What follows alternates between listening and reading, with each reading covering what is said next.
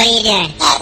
Nothing? Why not? I'm trying to get on this Lifestyle Radio website. Sounds like a cool website. Yeah, it's alright. Oh, wait, I might have it. You might have it. You're listening to Lifestyle Radio. The opinions expressed during this show are those of the individual participants and do not necessarily reflect the opinions of their associated organizations or Lifestyle Radio. What are you doing? Nothing? Why not? I'm trying to get on this Lifestyle Radio website. Sounds like a cool website. Yeah, it's alright. Oh, wait, I might have it. You might have it. You're listening to Lifestyle Radio. The opinions expressed during this show are those of the individual participants and do not necessarily reflect the opinions of their associated organizations or Lifestyle Radio.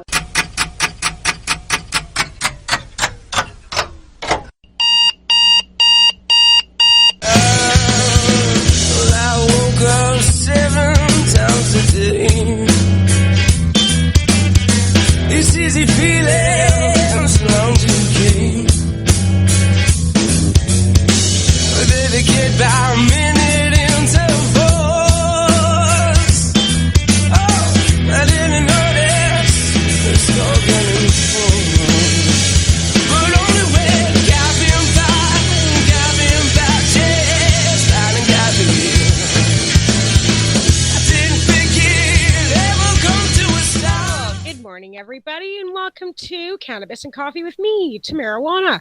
This morning, I'd like to wish everybody a happy holidays, Merry Christmas, Happy Hanukkah, whatever you celebrate, because it is the holiday season. And I think right about now, we're all gearing up for the big day. And I'd like to welcome my guests today, who are Sarah Mack, who is a activist extraordinaire out of Alberta. She's also a mother of a child that uses cannabis for her epilepsy and afflictions. I'll let Sarah explain because I cannot even say the word that what Mia suffers from.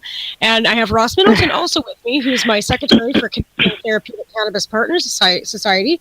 And we're going to go over kind of what it was been going on over the last year, and what's up and coming, and as well as those dreaded regulations that they gave us yesterday. And they're only recommendations, people. Let's get that very clear.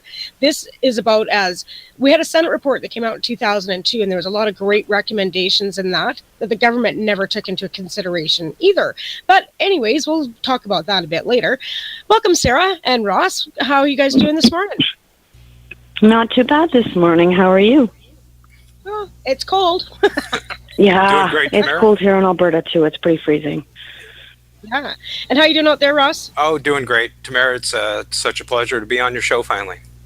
Well, thanks for coming on, Ross. This is, I think, going on my 10th show now, and we did the first 3, and I'm thinking, okay, is this going to go? And it did. So I'm pretty happy with what's been going on with my show too. So I'm really glad to have both of you. Now, Sarah, what is the word, or what is Mia? I can't. What does she suffer from? She has Ohtahara syndrome. So it's an intractable seizure disorder, generally caused by a genetic mutation, usually de novo. So something just happens in utero and causes them to seize pretty much nonstop from the time they're born. Her first seizure was when she was 29 minutes old, and we had no indication before she was born that this was, how things were going to turn out for her. No, but over the last 4 years, has it been 4 years now, or 3? 3.5. Yeah, 3.5. We've been we've been using the oil, and they sent her home under the palliative team 3.5 years ago because there was nothing left for them to do. She had a 23-hour seizure at that point. Well, no, I stopped counting the hours at 23, but she was in and out every other week for status seizures, which is like really prolonged seizures, so anywhere from like 8 to 23 plus hours, and there was all the meds had failed her, diets and everything else, so we didn't really have any options, I guess, or so we thought we didn't have any options, but pretty quickly I learned about the oil, and I was able to secure some and start her on it, and within 2 weeks she was not seizing. Exactly. And now she had a great big huge milestone yesterday, didn't she? Yes, she did. She sat up unassisted for the very first time ever. It was, she did it. She's got a personal care aide named Ashley, and well, Ashley is actually my friend, and but also her care aide, and she's been working with her, and because Maya seems to really have developed a really good bond with her. She won't do anything for me, of course. She throws fits for me, but for Ashley, and she just sat there like, oh, is this what you wanted me to do? Like, I got this. Totally like she had been doing it she just looked like a normal kid sitting there. It was really awesome. And I cried and took a lot of pictures. Oh, that's good though, because I mean, the milestones that she really has overcome over the last 3.5 years, like you said, they basically sent her home to die and said, yeah, she was a zombie. Right. And then you know, you being the extraordinary mom that you are, have, you know, worked very hard to get her where she is. And I mean, there's so many moms out there that take you as an inspiration, and how many moms you have helped over the last 3.5 years with their own children. You know, it's kind of like Cheryl too, with Haley, like over the years, you watch everybody care for their families, and it's extraordinarily, you know, to see. Like, I'm grateful that I don't have to be that mom. You know what I mean? Like, I'm grateful for, you know, but I watch you guys and I have such, amazement. Like, I don't even know how to say it. It just, I don't know. I guess you do what you have to do. For me, it wasn't like, I knew in Alberta I was not going to get a signing doctor. So I did this originally on my own without a doctor. And because I just didn't care. Like, I don't know. I just didn't care if I went to jail. I figured that if I did go to jail, it would only help the cause, because I'm just trying to help my daughter. So I tried it on my own. I didn't care what the medical establishment said or the police. They weren't the ones that were going to have to bury my daughter. I was. So I made a pretty big decision and went from there. And then we were able to get her neuro to sign, for 2 years, until he stopped signing for her, and we had to fly to Ontario. But she's been completely seizure-free since February 17, 2014. Yeah, and he was signing, and then all of a sudden he just decided, sorry, Alberta Health Services won't let me sign for you anymore. Like, ACH came out with a new policy. Alberta Children's Hospital came out with a new policy, they said, that won't allow doctors to sign for children.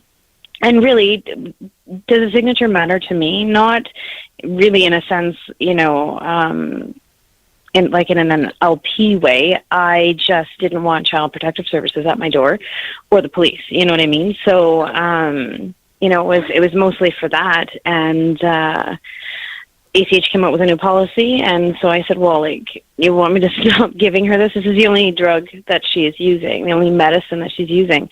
She's not on any other pharmaceutical meds. Like, I'll lose her without this. I was pretty emotional on my emails, and he told me that he didn't want me to stop giving it to her. So I said, well, you want to turn me into a criminal then, to treat my daughter? Like, is this a joke? You don't want me to stop giving it to her, but you don't have the cojones to stand up to the medical establishment or your superiors and say, you know what, this is working for my patient, so I'm going to sign for her. So since I was a little upset that he didn't go to bat for me, considering he was the one that had asked me to do media at first, and he came to me during one of her treatments when she was still getting IVIG and said, you know, as a physician, my hands are tied. I can't do much. Will you go to the media? And I said, absolutely, I would. And so he was the one, you know, pushing for that, and then all of a sudden backs off, won't go to bat for me when the time is needed. So I had some issues with that. I may have thrown him under the bus and released all of the emails between us to the media. Yeah, I remember seeing those actually, and it was like appalling at the time. And never mind the fact that they didn't, like you said, he wanted you to go to bat for everybody, yet then backed off. So you then eventually had to go out to Ontario, fly out to Ontario, and have a signature signed out there, right? Yeah, and it's unfortunate that we have to have that gateway. Like, you know, like you said, like I think of many of us out there. Like, I mean, it's same with me. Like, I used cannabis before I had a doctor's signature, and I didn't really give a hoot whether, you know, and I would have went, and I did. I got charged for possession, charge, and I just kind of went, well, whatever, I'm an adult. But then, you know, that baby came along, and everything changes, right, when you become when you have a child involved, right? And I think that's a lot of our, you know, a lot of us out there, that, you know, when a child comes along, you either have to get your own paperwork to protect your child, or you have to get that child's paperwork to protect that child, right? Yeah, because who would know? And that's exactly it. Yeah, exactly. And even with the child's, and even with the paperwork, I know a girl right now that I'm helping. They have CPS involved. They had CPS called on them by their neurologist, who happens to be Maya's old neurologist. I severed our doctor-patient ties. And he called CPS on her, even though in his report it said that her son was doing exceptionally well and didn't want any changes for the next 4 months, and then turns around and calls CPS because she won't take him off the oil. Even though in his own report it says she's doing exceptionally well. So she's dealing with that, even though she has a, she's ACMPR and everything's good and legal and her T's are crossed and her I's are dotted. But apparently with CPS out here, it doesn't seem to matter. And now they've come to her home, so we've got a lawyer for her now. Is this in Alberta? Of course it is. Of course it's in Alberta. Because where else would it be? It's always got to be us. We've always got to be, the last province to come around. And, in I any see a kind lot of of things social going, issues. Changing in Alberta. Like, a lot of things are changing, but I mean, since I've left, I've been gone now, 2 years, but I see, lots of things going on in Calgary, and you've got a new project going on in Airdrie. Are you concerned about that at all? Or what? No. That I've been out of Alberta. Are you concerned about the police in Airdrie at all? Nope, I don't have any concern about that because I'm not doing anything wrong. And the way I look at things is, you're either on the right side of history or the wrong side of history. And right now, and I'm not really pleased with Trudeau telling, the RCMP to continue to arrest people and enforce the law. Really not impressed with that. But at the end of the day, I'm not doing anything wrong. I'm helping people. And so I don't know. I guess I do things by my own moral compass. Yeah. I really wish that, maybe the police and the politicians would do the same, because they can clearly see it works. They hear the stories. They've talked to the parents. They've done all of those things, even photo ops and whatnot. And then all of a sudden, well, no. Now we're going to get CPS involved. Now we're going to get the police involved. So, no, the police, if they want to come, into our facility, they're more than welcome to come in and take a look around. We won't have anything on site, which makes things a little bit easier. Right. And yeah, so I'm not really worried. I know people's minds are changing. It's just kind of it takes a while for, I guess, the system to change, especially out here. It's pretty archaic, and some of the older generations still feels like, even, I don't even want to say older, like even in my generation, will look down on me for using cannabis to control, all of my anxiety and everything that I've, PTSD and everything that I've experienced. But drinking beer at breakfast is perfectly fine out here in Alberta. You know what I mean? No, like the liquor culture, the alcohol culture out here was, because I'm originally from Ontario. So when I moved out here, I was actually quite shocked at the alcohol culture, like how much people drank out here. And I'm certainly no, prude when it comes to drinking, but I was just amazed at every event, everywhere you go, there's drink. We change our liquor laws for hockey games and stuff. So it's just, to me, it's crazy that this is just all so perfectly acceptable. Like Airdrie, apparently I was talking to one of the liquor store owners in our complex where Maya's Temple will be, and he said, sometimes he sees people come in there 3 times a day, and Airdrie has the most. Now, I didn't fact check this, so he could be wrong, but he said Airdrie has the most liquor stores per capita in Canada. Yeah. Well, of course, we really liquor's like privatized booze here, I guess. It's privatized. And Ross, of course, we got Ross on the other end over here. He's in Ontario too, right? So yep. Right, so we've got the LCBO and the beer store. Right, and in Alberta it's privatized, right? So we've got the Ontario Liquor Board, who wants to then, distribute cannabis with it within their liquor control. Alberta would want to probably do it differently because it's privatized. And, Right. that's a thing. And then with distribution being provincially, Ross, do you think that's one of the reasons why the dispensaries are being rated so harshly out there is because of the Ontario police, or is it the Toronto police, do you think? Well, in Toronto, it's the Metropolitan Toronto Police. I think they're pretty much done with that now, especially after the task force report being released. It's kind of like the winds are blowing in that direction, and I don't think that, they're already getting flack for charges that are being dropped now from Project Claudia. And which means they spent all these millions of dollars on enforcement to try to shut down all these dispensaries who just promptly just opened back up again. And now the judges are all dropping the charges that were laid during that raid. So it's turned into this multi-million-dollar boondoggle, which has led nowhere and done nothing. And the police and the mayor are actually catching quite a bit of flack right now because of doing this. So I think it's moving forward. I don't think you're going to see a lot of dispensary raids until the actual legislation is put into place. I mean, that's just my take on it. But based on the public outcry because of the money they spent on getting absolutely nothing done and making no difference, and all these charges being dropped, I just can't see them continuing with that. So do you think there'll be ultimately be raids? Because there's actually Macros. It was the only raid they had actually in Alberta here. A couple years, was 18 months ago. Macros is raiding in Edmonton. Now their charges have all been dropped too, right? Yep. They kind of like sitting back. So I think that's kind of like laying down the regulation too for the rest of the country. And the rest it's setting a precedent for sure. It's definitely setting a precedent, I think, especially with Macros here in Alberta. I was so happy to hear the charges against Macros was dropped. Just because not only, is it good for the community and for Macros, but it's Alberta taking a step forward, and the judge is going, you know what, you're wasting my time with this stuff. Like, this, we could be dealing with more important things. So I feel like, there are more pressing issues, especially here in Alberta with the recession. There's just more, people are worried about other things. They're really not worried about people using cannabis, whether it's recreational or medicinal.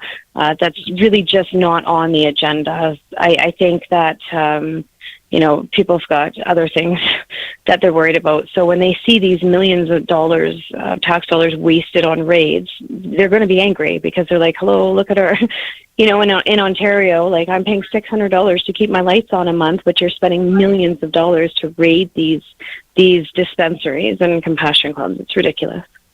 Well, even the Calgary police came out last week and, with the fentanyl crisis going on across our country, saying every street drug probably is laced with fentanyl. The only thing that isn't is marijuana or cannabis. Right. And they use the word marijuana. So I'm going to, change, but that's what they've come out saying. So basically that's saying that, the only thing that's on the streets right now that you won't die from is cannabis. We already knew that before. But then I've got people saying, well, they can lace fentanyl into the cannabis. And I'm like, I'm not sure exactly but how that just doesn't seem very cost effective, right? I mean, drug dealers are trying to make money, not lose money. So I think a lot of these, there have been a few cases, in like a couple with cannabis being laced with fentanyl, but in my opinion, and it's been teenagers, and I really feel that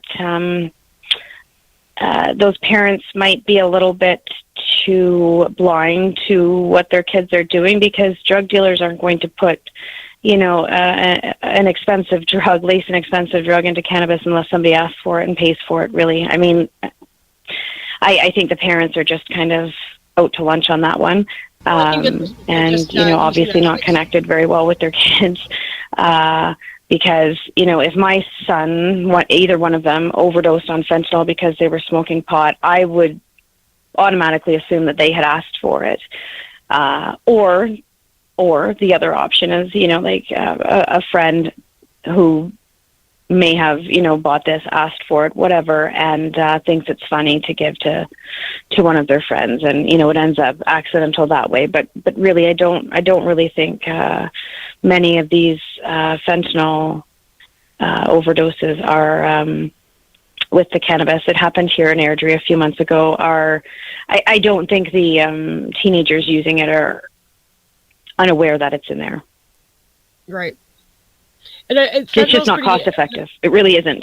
And got what is it? There's I don't know what the death count is in BC, Ontario. Ross, it's not quite as prevalent. Well, it is. It's prevalent everywhere right now. It's just not even.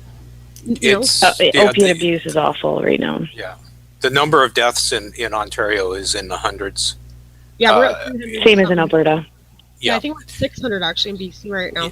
Yeah, but I got I just want to say one thing about the cannabis thing. I mean, there is no documented evidence of cannabis laced with fentanyl that I'm aware of.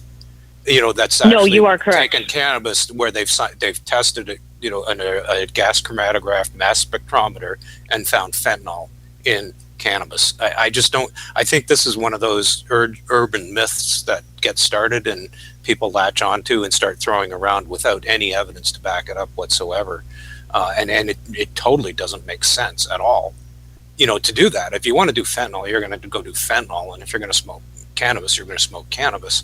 And to mix the two together, it's taking this drug that people are addicted to, or going to do anything for, and then putting it into cannabis for people who aren't addicted to. It doesn't add up. Right, it doesn't make sense. It doesn't make sense on either end. It doesn't make sense for someone to lace it with cannabis, and it doesn't really make sense for somebody to smoke it, because I don't ever wake up in the morning and go, you know what I'm going to do today?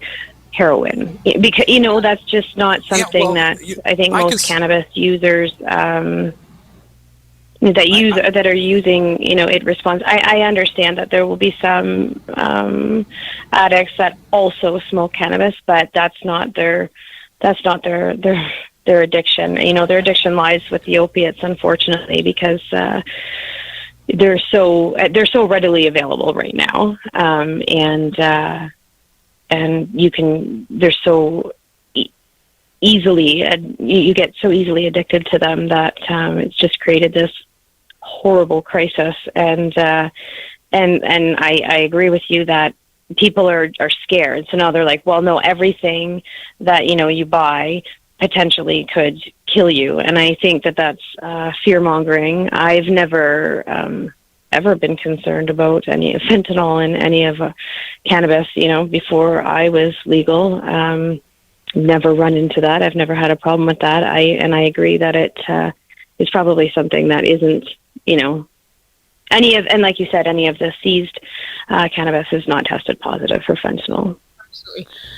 No, exactly, Ross. And that's the thing, they don't have any testing. This is the whole thing. If I can just go back a little bit to with the doctors and the way, the gatekeeper thing, and your neurologist, signing for you and then backing off and saying that, what is it, the Alberta Medical Association or something? Alberta Health Services, yeah. About her. Yeah. Okay, so they're saying he can't prescribe cannabis. Well, right away that's yes, just, he can. That's just a lie.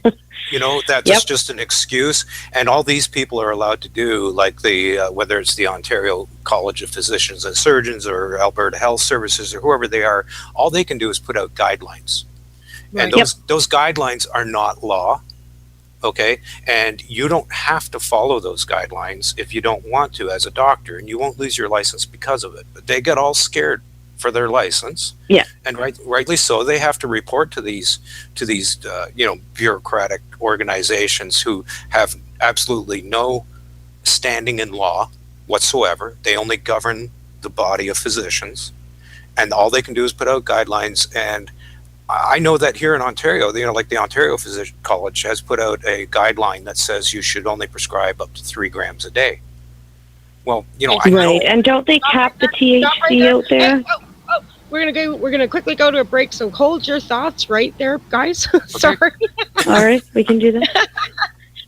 We'll go to a quick break, and then we'll be back with Ross and Sarah.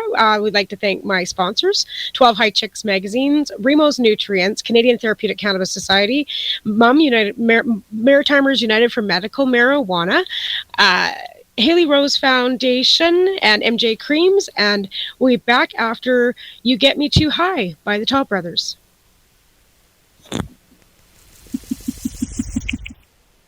Plants can be a challenge without the right equipment and proper know-how. At BMA Hydroponics, not only are they your urban horticultural experts and suppliers, but their staff holds the customer's needs paramount to making a sale. Family-owned with decades of experience and knowledge, they offer free advice in person, by phone, or email. BMA Hydroponics wants to ensure you have the advice you need, which is why you'll find tips and tricks on different ways to grow, like wick, ebb and flow, drip, or aeroponic system, as well as other helpful links at bmahydroponics.com. If you can't find what you're looking for, just let them know, and they'll do everything they can to get what you're looking for. At BMA Hydroponics, each staff member also possesses a federal exemptee MMAR license, making their strong suit empathy, experience, and dedication to their customers. Because when you know how to grow, you'll have results that make you proud. BMA Hydroponics in Belleville, Ontario. Visit bmahydroponics.com. You're listening to Lifestyle Radio.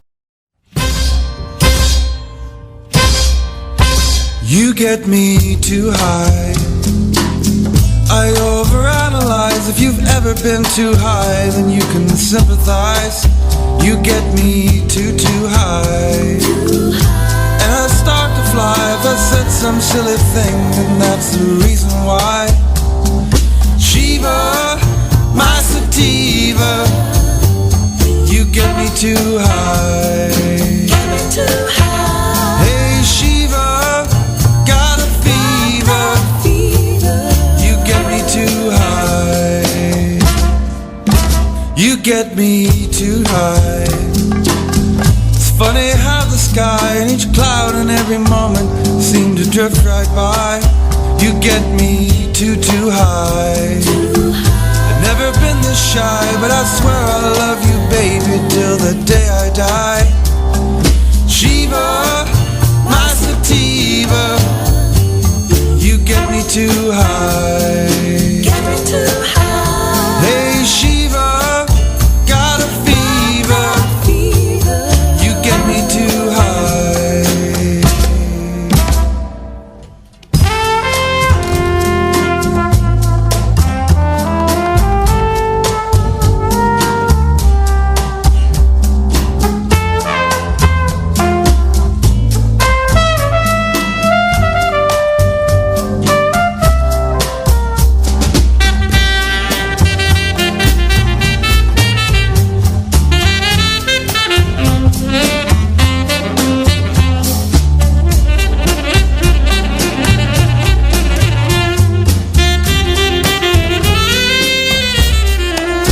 You get me too high.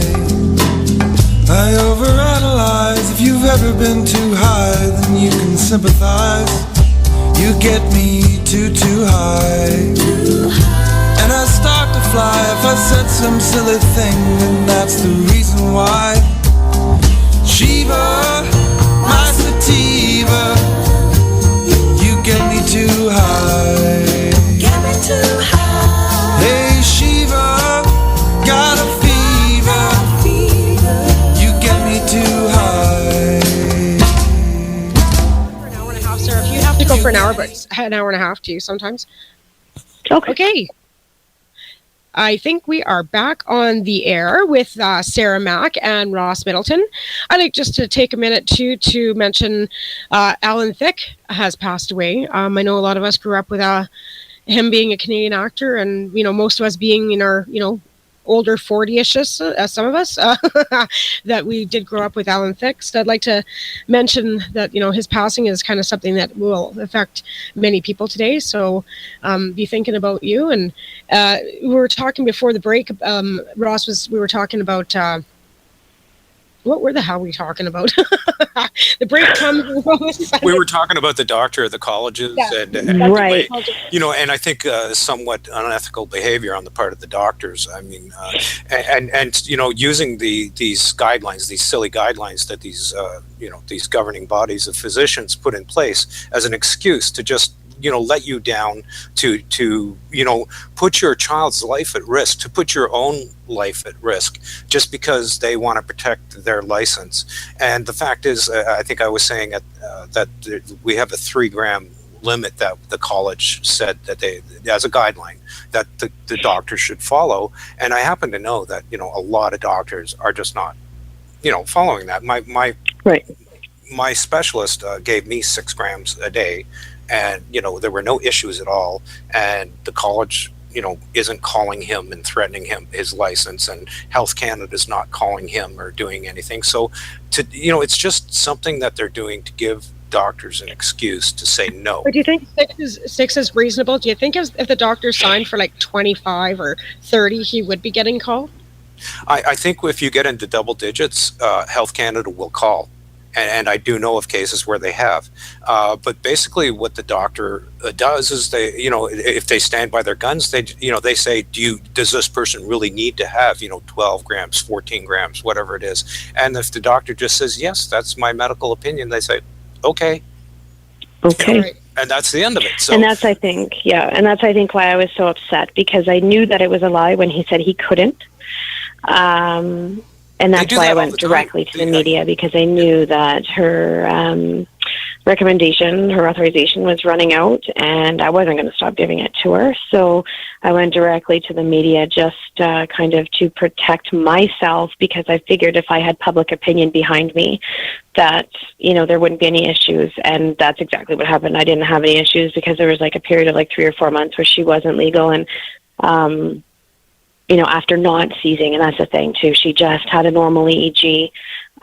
She had not seized at that point in, a year and a half or 2 years. So it was so incredibly frustrating when, he just said right to me, due to a new policy, my superiors were no longer allow me to sign for medical cannabis. And I went, you bastard, because I knew it was a lie. And so I figured, well, we had emails between us and him saying specifically that he wasn't allowed to. But he had also emailed me with her EEG results, and they were perfect. She had a completely normal EEG. So I said, okay, well, I just spoke with the lawyer, and under Canadian law, emails are not, expect anything that you write in an email, that it can be made public at any time. So I just handed all the emails over to Kathy Lee, the journalist from CTV, and ACH, Alberta Children's Hospital, was going to do a press release. And once they realized that she had all the emails, they backed out an hour before, because I guess they didn't know what they were going to say. And when we did go to Toronto, I stayed in Toronto, but we went to Kitchener, the Canadian Cannabis Clinic. So the physician there actually apologized to me on behalf of his colleagues, because he said there was absolutely no reason that I should have to fly, when he's looked at all of her records, and he said it's pretty clear to me. She was seizing on pharmaceuticals. She's not seizing on cannabis oil. This is really not rocket science. This really isn't that difficult to figure out. And so he wrote her recommendation, and we came back here. Now we do have a physician here in Calgary that Maya sees and does sign for her, which is nice. I like to see that, moving in the right direction. We're also, with, our new undertaking, we're also working with a doctor here in Airdrie that is also a prescribing doctor. So that's fantastic news as well for Alberta. There are physicians that are saying, well, I'm just going to do it.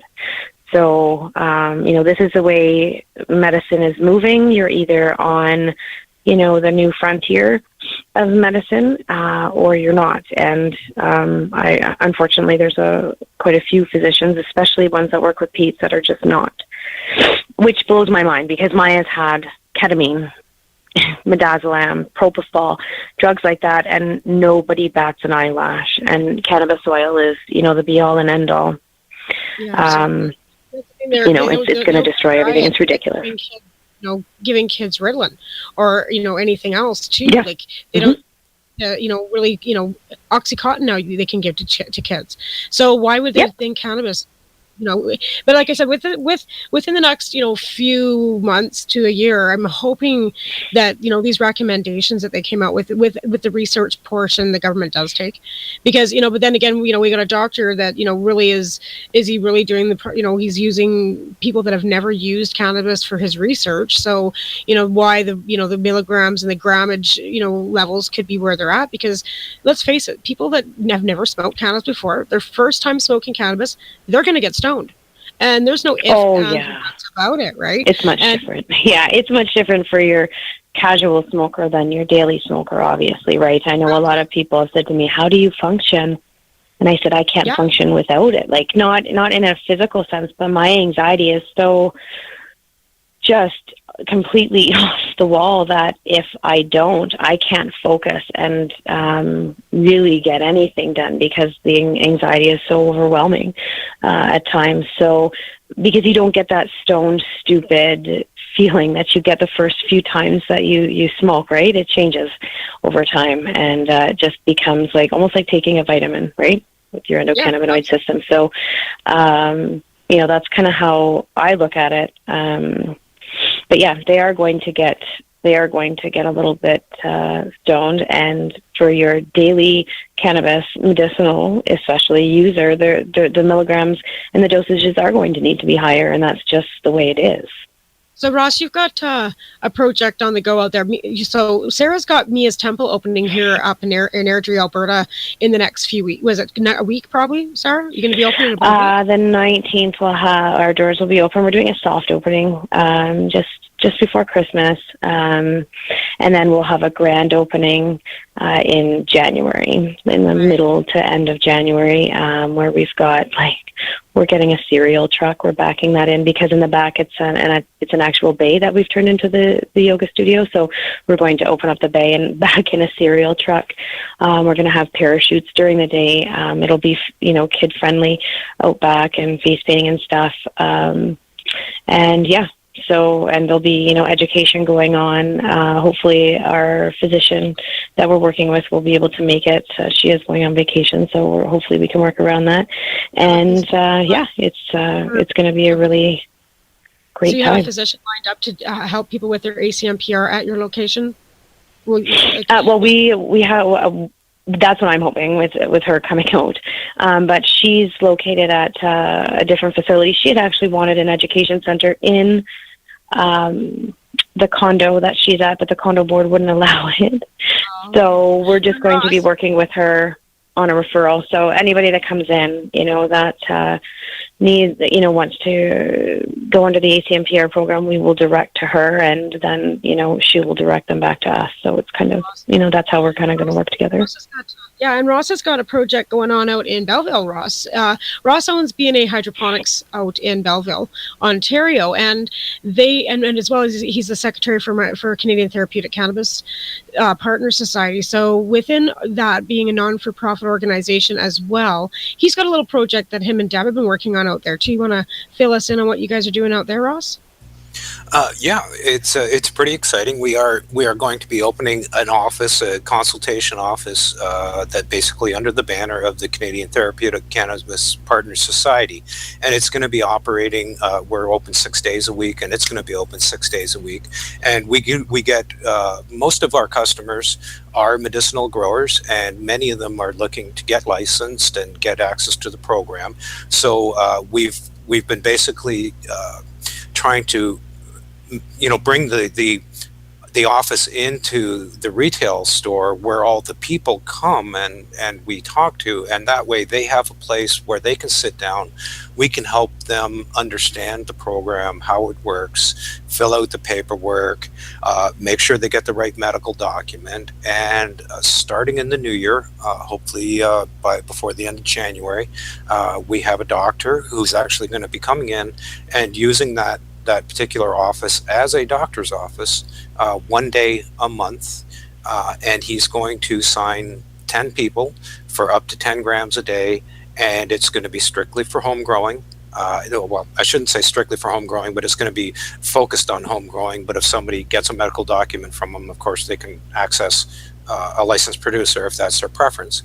But it really is about getting people access to home growing, because that's really where the issue is. If you want access to LPs, there's all kinds of clinics that'll sign you up, but just try to get one of those clinics to sign you for home growing. So I guess we spent a lot of time, Tamara, lobbying the government as a nonprofit.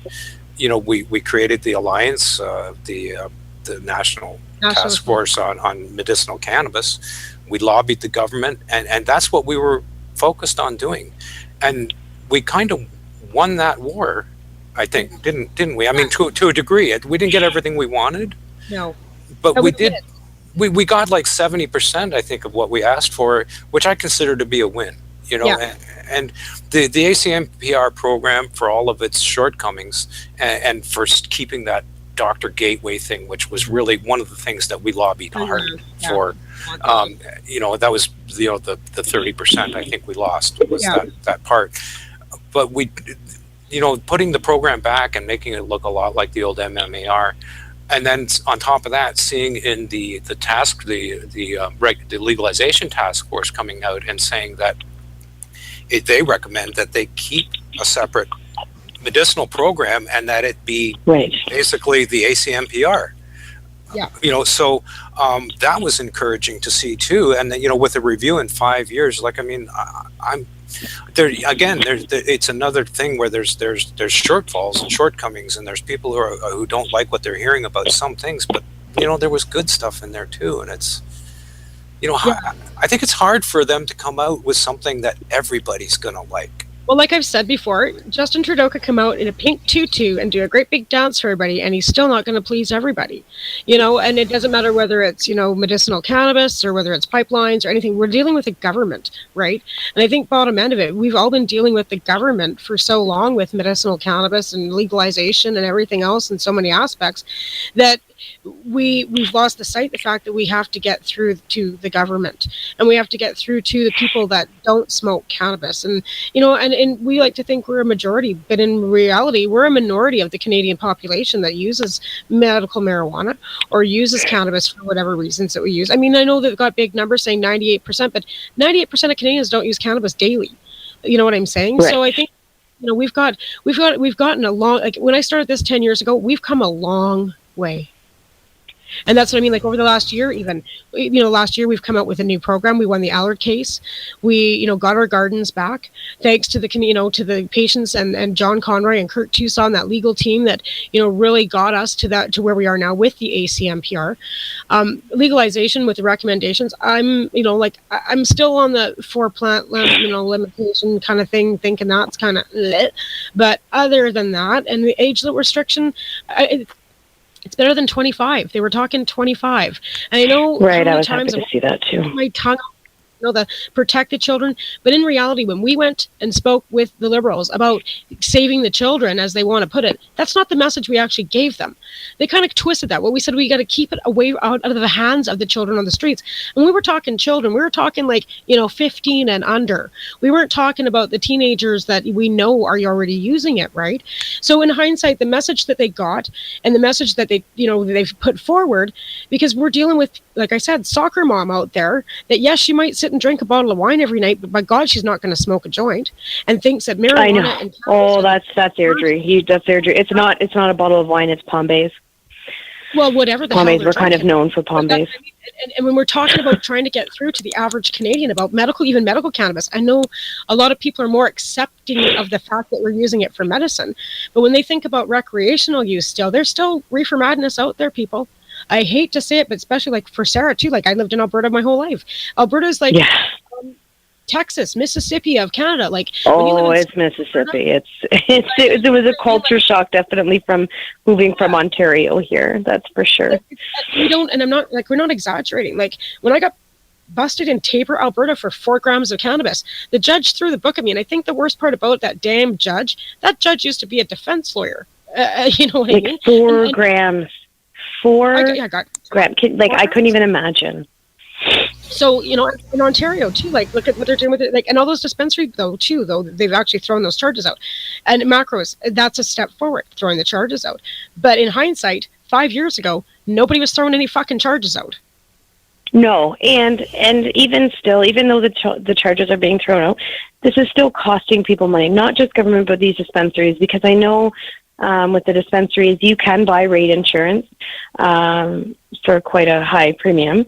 You know, you buy, there's a few different insurance companies on the West Coast that will insure you for those types of things.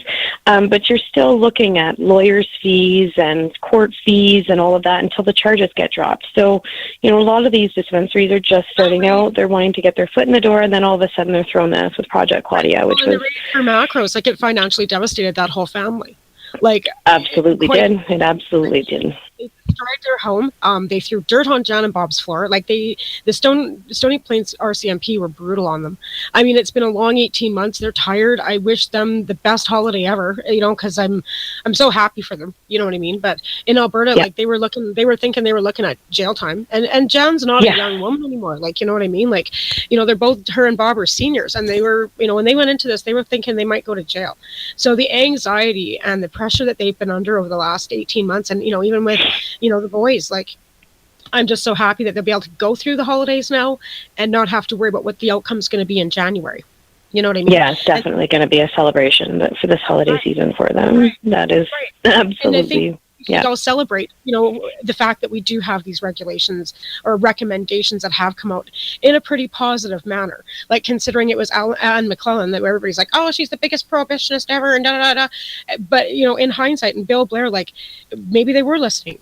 Maybe there is a little bit of, you know, hope there that in the next, you know, year, we're going to see things really turn around in the next 5 years. Well, exactly. And maybe they are kind of... you know, I don't like saying, you know, we're just doing our job, because I don't, like I said, I kind of go fly by my own moral compass, and I don't like the excuse, I'm just doing my job, because if you're morally wrong, then find a new job. But I find a lot of times too, even as people age and they start to go, this might be a med for me. Like, when I was working at a medical cannabis clinic not too long ago, I would say the majority of our patients were seniors. Were seniors that had, and I had to consult with them and, you know, kind of go over the different strains and that type of thing. And our facility did sign for ACMPR for home growth. So they were supportive of home growth. But a lot of them were seniors that really, and especially in Alberta, like, when they say they have never smoked cannabis, they actually mean it. And so I would have to start right at the beginning and go through everything. And there has been so many that have come back, you know, for their 3-month or 6-month appointment, and it's just been life-changing. And I told everybody that was sitting in front of me, you know, talking, I said, this will change your life, I promise you. Like, and I feel confident in making that promise, just because even if it doesn't completely rid you of everything, every ailment, or you know, it doesn't cure whatever disease that you're trying to fix, it definitely does make life better. You know, it does give you a better quality of life. And at the end of the day, that's really what matters. You know, I wasn't ever looking for a cure for Maya. I know her condition is genetic, and I know that's just not going to be able to be fixed. But why would I have her on all of these pharmaceuticals where she was a complete zombie? She went into acute liver failure on one of the drugs. She overdosed on another drug that they're not even supposed to give children, but her orthopedic surgeon did prescribe codeine for her, and her liver held on to all of it for days and then just released it all into her bloodstream. It was awful. She overdosed on that. And then, you know, we've got this, you know, cannabis here that is so benign, and yet it's looked at as, in this province anyways, as, you know, this horrible psychedelic drug. And so these seniors have no idea what it's like when they would come to me, and then 6 months later, 3 months after their 3-month appointment, follow up, they would come and say, "Oh my God, it has fixed this, this, this, and this. It's made my life so much better." So even if it doesn't completely cure you, it definitely does make your life better. Absolutely. Quality of life is one thing I think we all deserve to have. And even with the line that they're trying to draw with the 2-tier system, with the recommendations too, it's still leaving us in a 2-tier system, right? With the medical and the recreational. And in hindsight, I don't believe in that whole. It's not that I don't believe in it. I think people use cannabis for whatever reason, and if you're using it for eating, sleeping, whatever. I think that we are all medicinally using it for therapeutic reasons. No matter whether There are other people out there that buy a small bit on the weekend and just use it for recreational purposes, and that's great. And want to relax, even just wanting to relax or unwind. I mean, that's not, I have no problem getting, prescription for a benzo with my physician. So, I mean, those are the most addictive group of drugs on the planet are benzos. But, and that will definitely cause, if I needed to relax or go to sleep. But why would I choose that when I can have, cannabis, something that's not going to destroy my liver, not going to destroy my kidneys, not going to cause a physical addiction? Of course, to me, the answer seems pretty simple. Yeah. I agree. I totally agree. And the thing is too with home growing, Ross, what is a average, cost wise, to get, a ballast and a shade and stuff going, with you having a store there, is, cost efficiency, you know what I mean? Well, you can look at the cost of the equipment up front, but you have to do your math. Okay. If you, for example, if you only had a 3-gram prescription, that means you can grow 15 plants. So, if you're growing 15 plants indoors, or if you're doing an indoor-outdoor thing, you can even do that if you want. But let's look at doing it indoors with hydroponic equipment. You got to pay for all of that. Maybe you're going to put in a 4-foot by 4-foot or 5-foot by 5-foot tent in a spare room or a space that you have. You're going to put in maybe a 600 watt or 1,000 watt light. And you're maybe going to want to scrub the air a bit and clean it. So, it might cost you, $1,000 or $1,500 to get everything all set up and ready to go so you can start growing. But if you do it the way that we teach people to do it, those 15 plants are going to yield somewhere in the neighborhood of 3 ounces per plant. So, I'll get my little calculator up here. So if you got 15 times 3 ounces, that's 45 ounces. Divided by 16 ounces per pound is 2.8 pounds. Okay. Right. So now you've Look got at you doing 2.8 that pounds and divided by, that's a lot of grams. Okay. So if you take the cost that you've paid for that equipment and then you add in your electricity and all of that stuff, if you're paying more than $1 a gram for the stuff that you've grown at home, including your equipment costs, your electricity, and all of that stuff, if you're paying more than $1 a gram, you're doing something wrong. Right. Okay. So, yes, there's an upfront investment, but if you're paying $10 or $15 a gram to get your medicine from wherever, whether it's Joe down the street, a licensed producer, or whatever it might be, that's a lot of money. And if you look at the cost of that over a year, it's a hell of a lot more than $1,500 plus $500. So it's a hell of a lot more than $2,000. Yes. Okay. And when I say 15 plants, that's 15 plants, on a 3-month cycle. So you're getting 2.8 pounds, 3 times a year. Yeah. You're talking, now you're talking close to 10 pounds a year, just with a 3-gram license. And how much would that cost you to buy from a licensed producer? So there's no comparison, right? So, the dollars and cents of it all, although, people get a little bit of sticker shock when they see the cost of the equipment, the cost of the electricity, if they think beyond that and they do the math, you find out that after you've paid that $1 a gram or so on your first grow, that means your equipment's been paid for. Now all you're paying for is your electricity. Now your cost per gram is down to like 50 to 60 cents a gram for all your future crops. Okay, we're going to just stop you right there, Ross, for a minute. And we're going to head into another little break. And then we'll come back and finish talking about some growing and, what else has, been going on over the last year. So I'd like to, again, thank my sponsors, 12 High Chicks Magazine, Remo's Nutrients, Canadian Therapeutic Cannabis Partner Society, Mom Maritimers United for Medical Marijuana, MJ Creams, Haley Rose Foundation, and Mary Jane's Alternatives. And our next song will be, again, the Tall Brothers, I'm Kinda High, and we'll see you in a bit. Again, the Tall Brothers, This is Bubbles from the trailer park, and they're playing some fucking excellent music on lifestyleradio.ca. I hope I didn't sound too nervous there. Hang up and try again.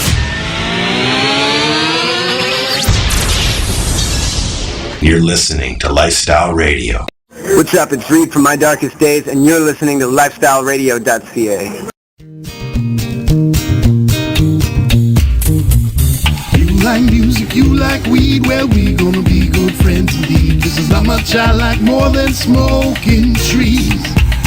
They'll make you dance the do-si-do and teach you how the chiba grows. Smoke a bowl on the 420 radio show.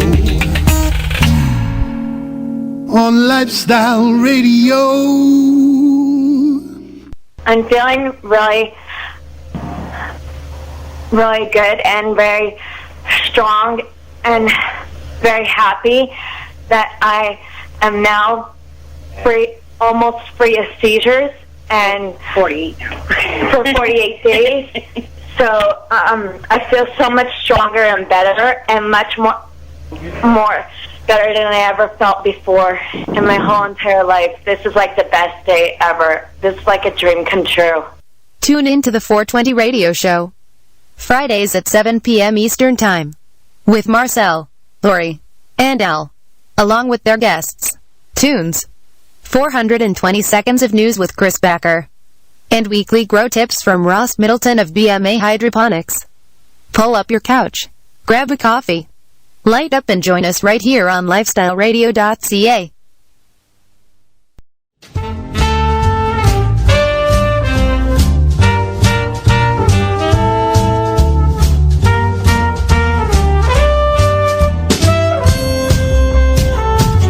I'm kinda high, let me excuse myself.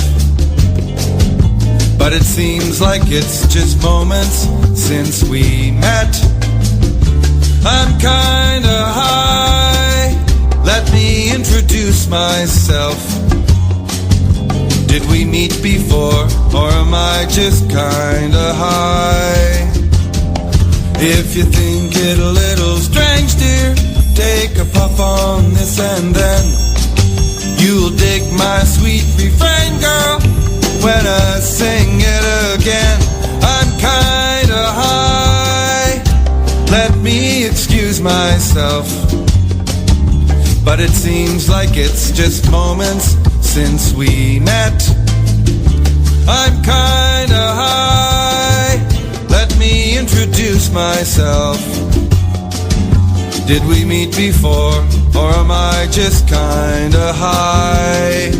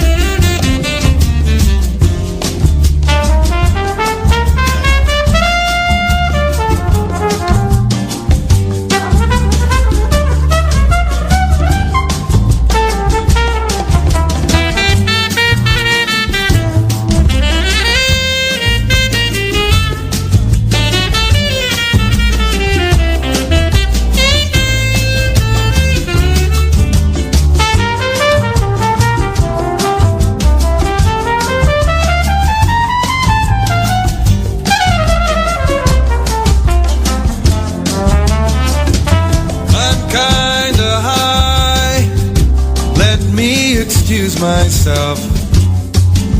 But it seems like it's just moments since we met. I'm kinda high, let me introduce myself.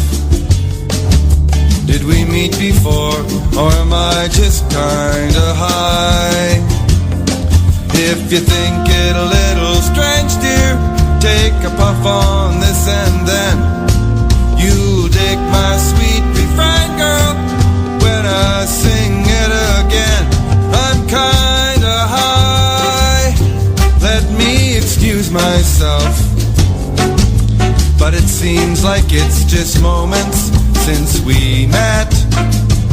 I'm kinda high, let me introduce myself. Did we meet before, or am I just kinda high? Did we meet before, or am I just kinda high? Did we meet before, or am I just kinda high? Is a public service announcement from the Canadian Therapeutic Cannabis Partners Society. The Canadian Therapeutic Cannabis Partners Society is a non-profit organization dedicated to ensuring improved access to therapeutic cannabis and cannabis byproducts in Canada. With a federal government that has committed to legalizing cannabis, we feel it is our duty to ensure that the medicinal use of cannabis doesn't get lost in the process and that there are clear distinctions made between the medicinal and recreational use of cannabis. It is our mission to ensure that government regulation doesn't get in the way of a sick, disabled, or terminally ill person's right to use or produce this amazing natural health product. If you would like to get involved, you can contact us on the internet www.canadiantherapeuticCannabisPartners.com, on Facebook, CTCP Society, or search Canadian Therapeutic Cannabis Partners Society, or search Canadian Therapeutic Cannabis Partners. Awesome, and we are back with Sarah Mack and Ross Middleton. Sarah's out of Airdrie, Alberta, and Ross is in Belleville, Ontario. So we're kind of doing pan-Canadian today because I'm in BC. I guess we should have got Debbie Schultz-Giffen on too, because then we would have had Nova Scotia. Coast to coast. Coast to coast. Well, I'm not quite on the coast, but yeah, I'm in the mountains. But that's close enough. Close enough. Yeah. So before the break, we were talking about the cost of actually getting set up in a small grow for somebody with a 3 gram a day licensing. So you're looking at initial cost wise, but like Ross was saying, if you're paying more than a gram for your grow for your garden and what you're producing, then you're paying too much. So, or you're not doing something right. Yeah. So, so initially, and I don't think it's much different in Alberta. And I think, initial setups would be probably cost efficiently about the same. They're about the same. Yep. That would, I would say, for like a 15 plant grow, that's about right. And we only have 5% tax too, so there's that. Yeah, exactly. There's no PST out there right now. Yeah. Well, you never know in the next coming up, they could add some. Oh, I'm sure we'll be taxed. I don't know. But and do you find the cost of electricity really that bad out in Ontario, Ross? Or are you finding it not too bad, or what are you finding with that? Well, I'm finding that if you want to run a 1,000-watt light, on a 12-hour cycle, it's probably going to cost you. It might cost you $50 a month. That's not too bad. No, I mean, and 8,000 watt is not. Yeah. With the new ballasts, the new electronic ballasts, they really don't suck the hydro like those old corn coil ones. The ones that used to weigh 40 pounds. And the ones you mean? Yeah, those ones that you used to use, Tamara. Yeah, no, they don't draw half the power that those old things used to. And there's no heat, and they're really light. And I walk over to, I got a little 400 watt unit in my veg tent. I have a tent for my veg and my cuttings and things like that, and it can be running for 12 hours. And I'll walk over there and put my hand on it. It's cold. Yeah, well, they look like an amp. Like a car amp almost. Yeah. Like when I first seen them, I thought, what the heck is that thing? And it's a ballast. It looks like an amp for a stereo. So they're really light, and you can actually attach them to a wall. I was in one garden where all the ballasts were hung on on the posts all around, and everything was efficiently wired so that the ballasts weren't even on the ground or anything. It was really neat to see it the way they had that set up. Yep, that's the way they do it. I actually do layouts for people. I do them. I'll do complete floor layouts. I'll do equipment layouts. I'll do system design. I recommend, how much lighting, where to place your plants, what system, like whether it's a hydroponic system or you're going to go with soilless mix. I mean, we offer all of that. I actually go to people's houses or to their wherever location they're going to be growing at, and I say, okay, you've got this space. You need to put this here. You need to have that plug put over there. You need to, you're put this over there, and that's the kind of service we offer, and we give them the right kind of nutrients to make sure, and we make sure that they're not getting pests, so they're not spraying poisons on their medicine, and stuff like that. So we kind of flatten out that learning curve for people, which if you're just sell a bunch of equipment to somebody and then let them go off on their own, they're going to be challenged, and there's going to be problems, and they're going to face things that they didn't see coming. But we've been in business now for 14 years. We've seen it all. We've done it all. We've been there, done that. And if the people who do listen to us, which is 98% of them, I mean, there's always a couple who don't, but they always come back and say, okay, I give up. Tell me what to do. But if they listen and do it right, we can make them successful the first time. And that's kind of our motto, is that your success is our success, because if you're successful, you come back and you do more business with us.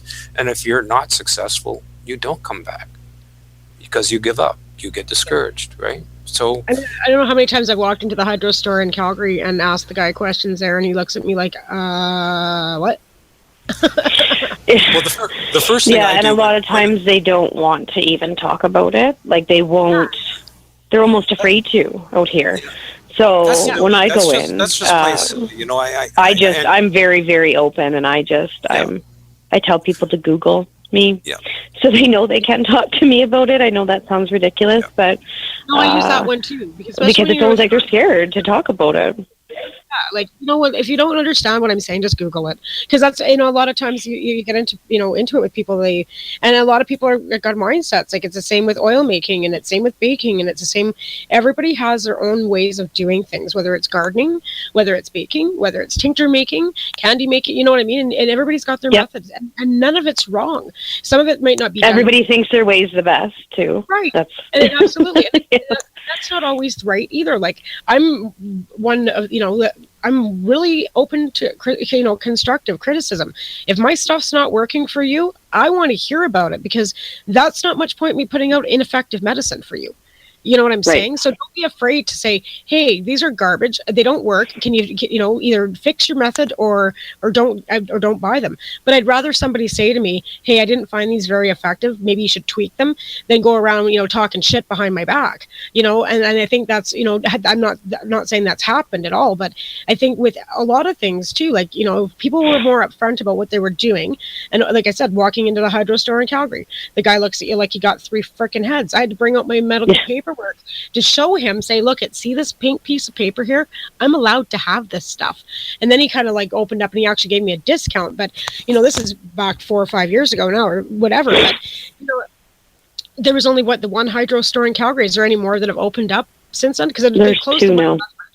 There's 2 in a population of what, a million? There's about a million in Calgary. Yeah. 900,000, I think. Million. That's crazy. There should be one for every 100,000 people. Yeah. And that's the rule we use. Cranbrook does not have a store. It is definitely Mississippi. I'm thinking more Oklahoma. I mean, but it's incredible too, because I don't hide it. I'm very vocal about, like, I talk to people at Walmart about it legitimately. I will tell cashiers about it, about Maya especially, because I find, and it shouldn't be this way, but I find when I bring up Maya, it gives a lot of credibility to cannabis. So if that's how you're going to start listening to me, if I bring up my daughter's story, and then we can move on from there to, other ailments and other things that we can use cannabis for, then I'm going to tell them that. And I'm just very vocal. And then it's so funny because out here, nobody talks about anything. Nobody wants, other people to know. I know people that don't want their husband or wife to know that they're medical patients, and that makes me sad, because I feel like You shouldn't have to hide especially it from with a your husband or spouse. wife. You should be supportive, right? Yeah, you shouldn't have to hide but that from your spouse. Like, good grief. when I start talking though about cannabis and about Maya and about myself, people start opening up and go, well, you know what? You know, I've been wanting to look into it for this, or I have been using it for this, but they, you know, haven't done, you know, back when it was MMPR, they weren't under, you know, either MMA or MMPR or ACMPR. They just kind of keep it quiet because they don't want other people to know. But there's quite a few people that I run into like that daily that just don't want to disclose that they are cannabis users. And, you know, that's unfortunate. And that's why I think I talk so much about it, because I really do want to end the stigma with it, because it's perfectly acceptable to, you know, crawl home drunk at 2 a.m. and throw up all over the place, but it's not okay to smoke a joint and watch a movie and go to bed. So I'm kind of trying to change that out here. Yeah, and it's tough. Alberta's a tough sell. Like, I mean, I remember when I started in Lethbridge, it was not easy. Like, to get, you know, 50 people out for a global marijuana march, I was elated. It's like, holy crap, I got 50 people. Woo! You know, everybody else is like, well, you know, Vancouver had 20,000. Like, I'm in fucking southern Alberta, man. 50 is good. You know, like, it's not an easy sell. Yeah, we didn't even have very many for 420 this year. Like, it wasn't, I don't know what the final numbers were, but it was only maybe a few hundred in Calgary. It's you know, like in a huge. I've been to 420 in Calgary. Global Marijuana March is in Calgary, and it's because people, like Ross said, people are scared. And Keith and Debbie, when they first got going in Calgary, like, they were threatened with police action. They were threatened to be shut down. Like, when they first got going in 2007, the Calgary City Police were not. And even the year that we were up there, we went to Edmonton the one year. They shut Edmonton right down. They closed everything off. They told us we didn't have permits. We had to leave. We didn't. We spoke anyways, but they shut the stage down. The one year I was in Calgary, there was police everywhere. Like, they didn't bother anybody. But Keith also, you know, made it kind of like, please don't smoke in public unless you're licensed. He didn't want anybody smoking anything out. And I think that was, you know, his choice, being the organizer for that event. I never, when I did my events, after I got my license, I smoked. But prior to me having my license, and me and Ryan Weeb were the only two licensed patients back then out in Lethbridge doing anything. And after Ryan was licensed, and after I got my license, we smoked out City Hall. But I think before that too, we were scared. Like I said, the treatment that the police in Alberta treat you, like, it's outrageous. Like, even Dana Larson, when he got arrested, I was there. Absolutely. It was just like the police were already there. I'm like, it was just for, what was it? What was his Canada tour called? Overgrow Canada? Overgrow campaign, when he came in and he was giving seeds away. Yeah, Overgrow Canada. And in Calgary, he got arrested. Like, he did fine in every other city across Canada, but nope, not in Calgary. No, and that's the thing, like, Calgary, it was almost like they were waiting for him, right? Like, they knew he was it was ridiculous. We got there, and the police were there, and I said, is there a reason why the police are here? Like, they think a bunch of pot smokers are going to bust out and angrily do what? Like, and even when he was arrested, all of us were very respectful. Like, I mean, of course, we were chanting and stuff, but I mean, we were still very respectful. There was no violence or anything like that, and there was absolutely no reason for the police to even be there. They wouldn't go to any other conference if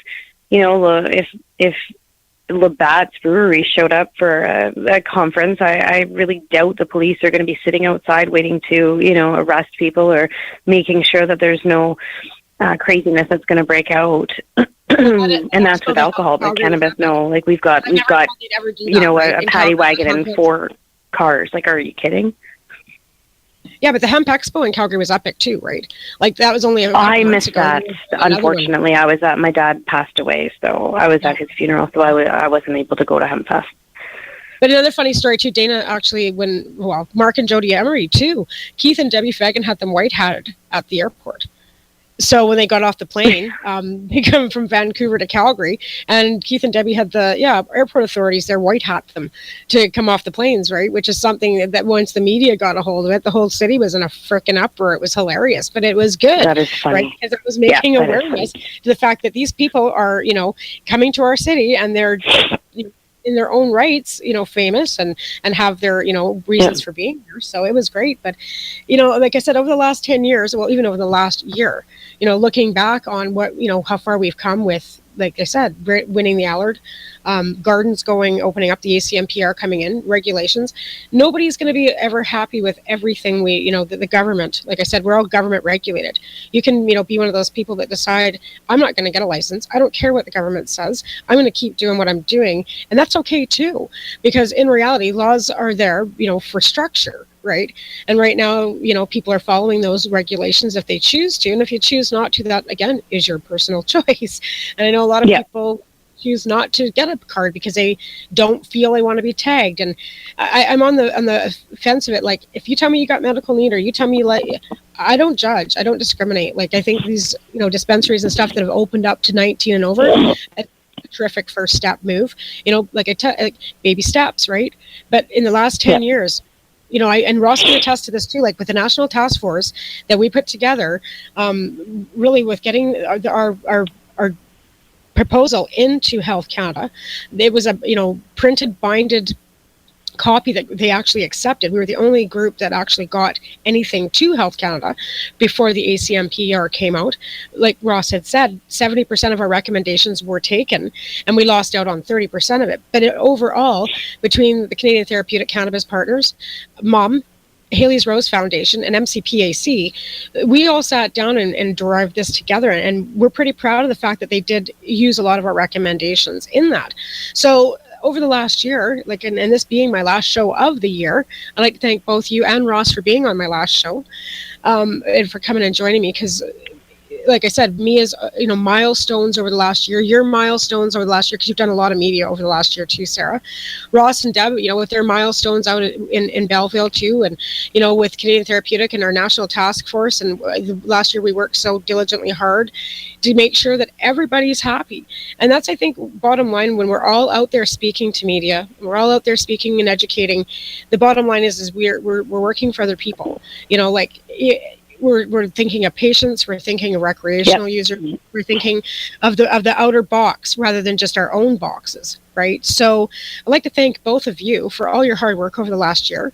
I'd like to thank everybody that's active out there, that are, whether you're phoning your MPs and phoning your MLAs, or you're working behind a dispensary counter, a bong store counter, wherever you are in this country, and you're working towards ending prohibition. I salute you all, because we really, have a lot of work still left to be done, because, like, again, these are just recommendations that have come down from the task force. Over the next 6 months is when we're really going to have to buckle down and make sure that if we want any changes to those recommendations done, that we make our voices heard and be professional and respectful about it, and have our smokeouts and have our great events like the Mom Cups coming up in Vancouver in February. That's one of the events that I know is like just around the corner. Cannabis Culture is opening new locations in Montreal. Other cannabis dispensaries are staying open and diligent. Kimberly just got a third business license out in my area here. So things are moving forward, everybody. And I think we should all be really proud of the work that we've done. I think that, everybody should, take a time to breathe and smoke a great bag or vaporizers and eat a few things over the holidays and kick back, because we've really, excuse me, we've really done a lot of work this year. And like I said, the milestones, that all of us, like I said, even like I said, with Dana and the Overgrow, and then with Emery's doing the, openings of Element, not just the ones in Montreal, like Jody and Mark have opened how many dispensaries over the last 6 months, and right, then which is fantastic. Open. And how many other dispensaries? It's really good for the movement. Pardon? It's really good just for, the whole movement, because we're just saying, like, we're not going anyway. So you're going to have to, fit your regulations around us, kind of thing, because this is just getting to it's ridiculous. Now it's just getting ridiculous, but there has been so many wonderful, awesome, amazing changes in the past year. I think we've done, almost 10 years of work within, a span of even a couple of years. It kind of started with like the Owen Smith case with, the oils and the edibles and that kind of thing. I think right from there on, it was just, full steam ahead. And, I think when we elected a Liberal government, a lot of people did vote on that platform. I know for me specifically, because under the old Harper government, obviously, it was getting more and more difficult for me to access cannabis from Maya because of the regulations and conservative is conservative, right? So it was very important to me that, either a Liberal or NDP government got in so that access for medicine for Maya would be easy. For me, I didn't care, but this was the only thing that's keeping my daughter literally alive. So that was very important for me. So I think we've really made some really big, good changes. Obviously, once legalization comes in full force, we'll have to tweak some things, and some things will need to be changed and whatnot. But I think at least, we're taking that initiative federally a first world nation to be the first to, fully legalize, and I guess regulate. I don't really like that word, but there's going to have to be some kind of regulation around it, and to take that and say this is ridiculous, this should be legal. So I think this past year has been really great for that, because a lot of people are now saying, and opening up dispensaries and saying, well, we're not going to wait for your regulations. We're just going to do this now. And I think that's, they've got a lot of, when you can buy rate insurance now, things are starting to move in the right direction. Well, yeah, we were like buying Londons of Life. You can buy grow insurance too, where you can actually protect your garden.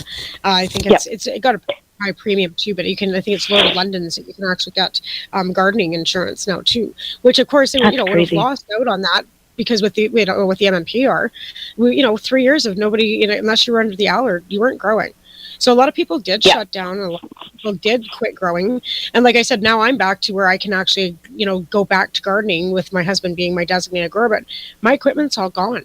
So I'm back to having to start all over again from scratch. And it's like, where am I pulling this money from my ass, right?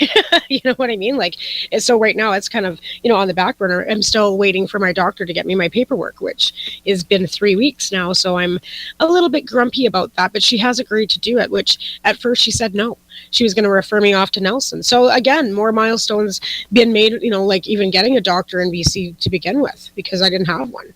And that was, a hard, going a whole year without a doctor as well. And I know that that's a lot of issues for a lot of people is it that gateway, and recommendations of 3 to 5 grams. But again, those are only recommendations that the College of Physicians are getting. It's up to the doctor themselves to actually do that. So that being said too, we have to maybe start really pushing and educating the doctors, but with recommendations, with research that should come ahead in the next 5 years too.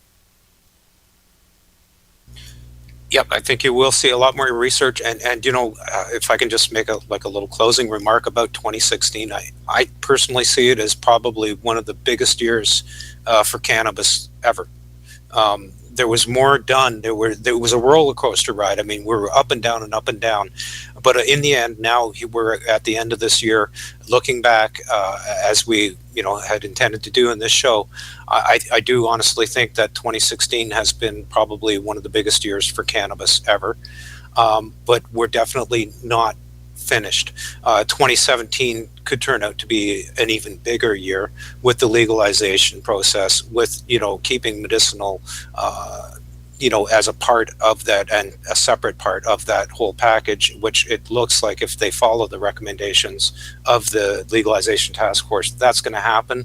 But what's going to happen also, I think, at the same time as it gets closer and closer to legalization, is the prohibitionists are going to start to really panic. Okay, and they're going to start attacking, and they're going to start throwing out all kinds of misinformation and lies and doing everything that they can to try to discredit cannabis users, medicinal cannabis, and it's going to be a war. I think that 2017 is going to be the war that finally breaks the prohibitionists' backs. Well, Pamela McCall's probably having a great big hissy fit right now.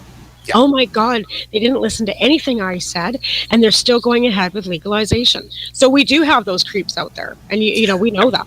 And there's more. The CMA, the Canadian Medical Association, which is the governing body for physicians across Canada, Deb and I were on the way back from our specialist yesterday in the car. We're listening to CBC radio, and of course they had just done the announcement in the morning about the task force recommendations, and they were interviewing the head of the CMA, who is a doctor.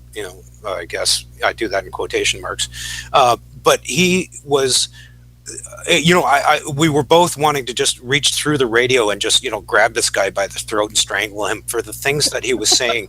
1 minute he's trying to make a case against legalization and against cannabis and citing the fact that there's all this evidence that proves that there's things that can harm people and, teenagers can develop psychosis, and we have all this evidence.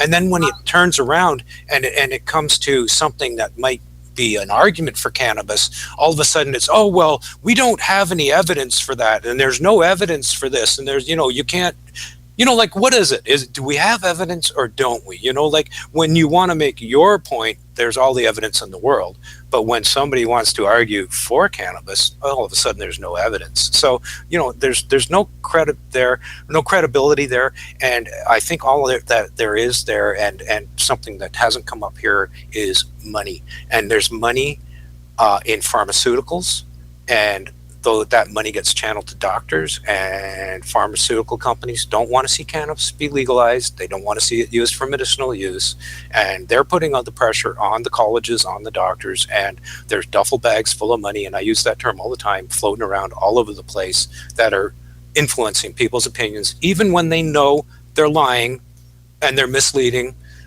They don't care because it's their livelihood, and they're making big bucks off of it. And that is unethical. And that's the last word I'll say about that. 2017 is going to be a battle, and we need to rest up, like you said, and be ready for it so we can fight. That's right. Because, like I said, these are only recommendations that the task force has put forward. And you're right. We have pharmaceutical companies. We have big alcohol, big tobacco. There's lobbyists out there that are lobbying against cannabis legalization still, even though the government's got the recommendations and they're saying, yes, we're going ahead with or without your approval kind of thing. They still have to get it through the House, and it still has to go through Senate, people. So we do have to keep our boots to the ground. Okay, well, I'm going to wrap my little show up here today and wish everybody a great holiday and a happy new year, because I won't be back until after the new year. So everybody take care of yourselves and everybody else. Be kind to everybody and have a great holiday. I'd like to thank my producer, Al Rapp, for letting me have my show. And I'd like to thank Ross Middleton for being on my show, and Sarah Mack. We've lost her in trans whatever, in the middle of the air, so we'll have to just say thank you to her via the air. I also like to thank my sponsors, 12 High Chicks Magazine and MJ Creams and Mayor James Alternative and Maritimers United for Medical Marijuana, Canadian Therapeutic Cannabis Partner Society, Haley Rose Foundation. I'd also like to wish Debbie Schultz-Giffen a belated happy birthday. It was her birthday yesterday, and that's a wrap. You all have a great holiday, and we'll see you in the new year. Bye-bye. Bye. Happy holidays. Bye-bye. Happy holidays. Tune into the Pace Radio Show and catch Kim Cooper, Debbie Stoltz-Giffen, or Allison Merton, along with myself, Al Grant, as we talk to Canadian and international cannabis advocates who are working hard to help patients and to end cannabis prohibition. Catch us live every Wednesday at 8 p.m. Eastern Standard Time here at lifestyleradio.ca. You're listening to Lifestyle Radio. So what are you doing? Nothing? Why not? I'm trying to get on this Lifestyle Radio website. Sounds like a cool website. Yeah, it's alright. Oh, wait, I might have it. You might have it. You're listening